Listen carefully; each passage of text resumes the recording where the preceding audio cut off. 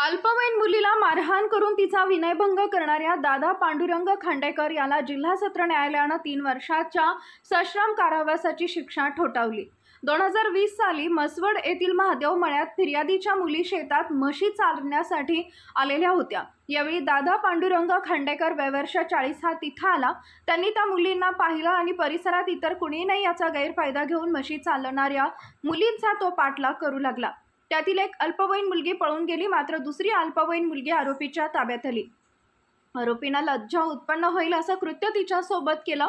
तिला मारहाण करून तिचा विनयभंग केला। याबाबतची तक्रार मसवड पोलीस ठाण्यात दाखल झाली होती। त्यानुसार तत्कालीन सहाय्यक पोलीस निरीक्षक गणेश वाघमोडे, सहाय्यक पोलीस निरीक्षक बाजीराव ढेकळे यांनी या घटनेचा कसून तपास करून तोच पुरावे उपलब्ध करत आरोपीच्या विरोधात जिल्हा सत्र न्यायालयात दोषारोपपत्र दाखल केलं। सरकारी पक्षाच्या वतीने ॲडव्होकेट खोत यांनी काम पाहिलं।